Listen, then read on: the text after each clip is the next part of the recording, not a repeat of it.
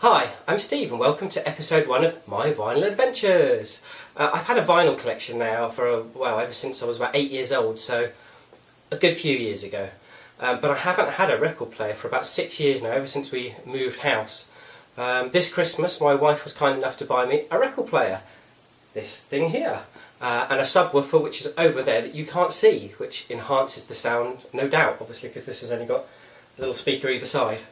So I was finally able to delve back into my records that I've sort of collected casually over the years. I have a very eclectic collection, so there's all kinds of things in there, and they're not kept probably in the best way possible. As you can see behind me, this box of records here has travelled up to university and back, from house to house. It's a pretty sturdy box because it's lasted all that time. As you can see, it's a Sainsbury's whiskey box.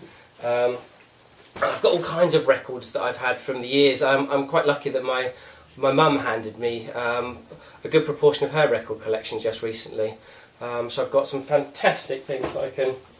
I think my pride and joy is this. It's an original pressing of Quadrophenia by The Who. And the whole reason for doing this video cast, I guess, is because I was writing about this record on my blog, and I wanted to sort of explain how fantastic the presentation of the album is, but it's not the kind of thing that you can write, and even a photo won't do it justice, so I thought a video would probably be the best idea. And this is the Gatefold album, and it has a book inside it. Unfortunately it's come away, as you can see from there, but the actual pages itself are still in absolutely fantastic condition, showing lots of shots obviously of that inspired the music itself, all the mods and rockers, the life of Jimmy, Brighton, all things like that. Now, one of the interesting things about this record is that it says on the back, this music is dedicated to the kids of Goldhawk Road, Carbinders Road, Forest Hill and Stevenage Newtown. Now, I live not too far from Stevenage, so what I need to do, and if anybody can help me, that would be fantastic, is find out what the connection between The Who, Quadrophenia, maybe the Mods and Rockers movement that was going on during the 60s, what the connection is between that and Stevenage Newtown. Because if there's somewhere over in Stevenage that I should be looking at that is, connected to The Who, then I need to be there as a sort of mini pilgrimage. Other great records that I've been passed down from my mum, things like this, classic rock, which is a load of songs like Bohemian Rhapsody, Life on Mars, what else have we got here, Paint It Black, all by the London Symphony Orchestra, which is really, really nice and a great interpretation of all those songs. There's some stuff I've been listening to from this vinyl that my mum gave me that I've never heard before, and probably would never have picked up if she hadn't given me the vinyl. Things like Steve Harley and Cockney Rebel. Things like, I'm just going to put my hand over here, Blind Faith. The reason I'm putting my hand over there is because the young girl is topless in this, and it caused quite a controversy at the time, and I don't think this is the kind of thing that I need to be broadcasting, but this is obviously an original press version because they replaced this sleeve. But this is the band. There you go, that's a fantastic back sleeve there. You can see a bit of grass in the sky. This band is basically Eric Clapton, Steve Winwood, Ginger Baker, and Rick Grech, or Geck? Yes, Rick Grech, the guy that I always forget because I don't really know what he's done. Another fantastic one, because I'm a huge fan of David Bowie, is an original pressing of Ziggy Stardust and the Spiders from Mars, which is absolutely brilliant. I mean, it's a great bit of artwork, as well as being a fantastic piece of music. And Bread is another band that I've been introduced to thanks to my mum's record collection, which is it's really, really nice music. Really enjoyed that. Guitar, I mean, all of these are like proper good guitar bands, a bit more glammy when you come to the likes of David Bowie. I mean, the Blind Faith one, it's sort of, on the first side, it sounds like a normal rock record, and on the second side, there's only 2 songs, because the second one is really long. It must be about 15 to 20 minutes, but it almost goes to progressive rock on the second side. And obviously, one of my favourite band of all time is Bon Jovi, and about 10 years ago, my wife bought me this vinyl remaster of Slippery When Wet, which takes me all the way back to 1986 when I first got into Bon Jovi, so that's nice.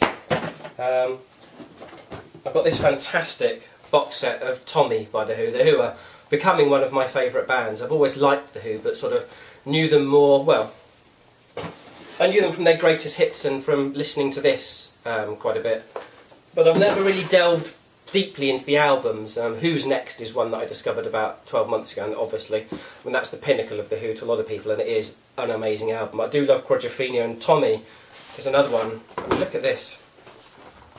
Big thick cardboard sleeve, and obviously most of you who are listening to this or watching this even will know about the pinball machine, and this is which inspired Pinball Wizard, and there you go, that's made to look like a pinball machine, and inside there, I mean, you just don't get that these days. And the thing that having a record player has done for me is it's made music more of an event for me. I kind of got a bit lazy with music over the years. My music was either on my phone, or it was in the car, or it was on an iPod, and it almost turned into background music. You know, music that I love, music that I used to sit down as a teenager and listen to hour after hour, and it was becoming just background to something else I was doing.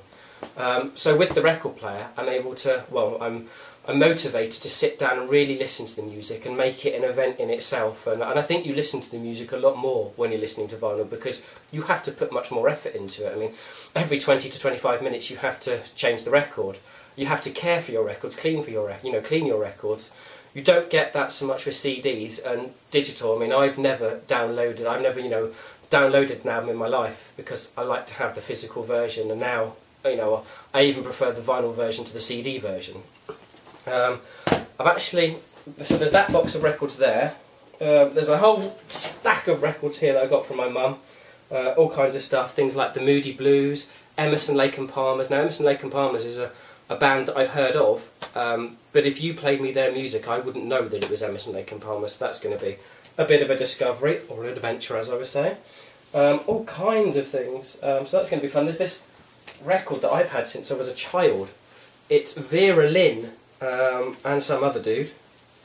No, it doesn't say his name. Oh yes, it does. Kenneth McKellar, who's probably really famous and a guy that I should know, but I don't. Anyway, it's Vera Lynn and Kenneth, what did we say? Ken, we'll call him, singing nursery rhymes. Fantastic. Not listened to that one much lately, but I've got lots of Cat Stevens, because Mum was a big fan of Cat Stevens. I've also got this metal flight case. You see, some of my records actually get stored in the properly. The reason I bought this was to store, I used to be, well, I guess I still am, a huge fan of Transvision Vamp. So I've got a lot of Transvision Vamp 12 inches, picture discs, albums, and I actually got the opportunity to meet Wendy James a few years ago when she, I think it was 2005, she did a little tour of the UK with her then band, which was Racine, which was a reinvention of herself. I think somewhere in here. Yeah, here we go. I've got some Racine stuff because I actually managed to meet her. So I've got a load of vinyl here, signed by Wendy James. I've also got, I don't know what that, this seems to have snuck in here. It's all Wendy James stuff, apart from a few Bon Jovi 12 inches and this John Bon Jovi Blaze of Glory 2 album. I think I need to get some more flight boxes or something to keep my vinyl in, because that lot came from a unit out in the hallway. This box, as much as it's lasted me 20 years, could probably do with replacing. So that's sort of a little summary of my record collection at the moment, and I have actually been record buying just recently, which is something I haven't done for many years. And as much as I always seem to buy my CDs online because it's so easy and a lot cheaper, vinyl is one of those things that I really like to do in person, because obviously you want to inspect the record. And there's a market stall in the very small town that I live in, but there is a little market stall that sells vinyl. So I went there last week, and let's see what I managed to pick up. Heavy. I think you pretty much know what you're going to get with an album called Heavy. The thing that attracted me to it was I'm a big Iron Maiden fan, and the first track on there is Number of the Beast by Iron Maiden. But it's also got a number of... You see, the first album, the first side of this album, it really does live up to the Heavy name. You've got Iron Maiden, Rainbow, Motorhead, Status Quo, well, not so much Status Quo, Hawkwind. That's cool. Not as heavy as you get these days, but you can understand back in 1982 that was heavy. The second side, not so much. Journey, Don't Stop Believing. Meatloaf, Dead Ringer for Love, not so much. Derek and the Dominoes, Layla. Don't really think that's so much heavy, but I was quite glad to get a vinyl version of Don't Stop Believing, not because I'm a big Glee fan. It's okay, I'm not completely against it, but The Sopranos is probably my favourite TV show of all time, and obviously if you've seen The Sopranos and you've seen the final episode, you'll know where Don't Stop Believing came from, and to anyone out there who doesn't, it wasn't Glee that brought Don't Stop Believing back, it was the final ever episode of The Sopranos that made that popular again. So we've got Heavy. That cost me £3.50. As I said, big fan of The Who. So this is It's Hard by The Who. I think this is from 82. Yeah, 82. This obviously doesn't have Keith Moon in it because he'd unfortunately passed away by then. This does have all of the other remaining members, and it's the last album that John Entwistle was on. So I've not listened to that yet. I should think it probably has a bit of a different sound to things like Quadrophenia, Who's Next, Tommy, which are all very different in themselves anyway. But looks a bit new romancy, the front of that album. Obviously it was the era of Spandau Ballet and people like that, so I'd be very intrigued to see what that sounds like and if it sounds anywhere like The Who that I know and love.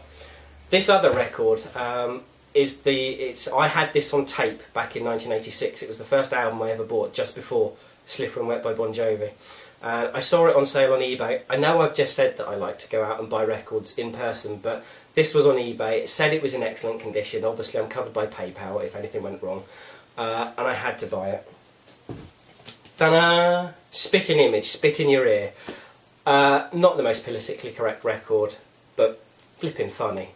And it comes with a big fold-out poster, which I won't get out, but you know what a poster looks like. But I used to love Spitting Image back in the day, you know, great political satire with a lot of people that you would know nowadays. People like Chris Barry contributed a lot of the voices, of course went on to become Rimmer in Red Dwarf.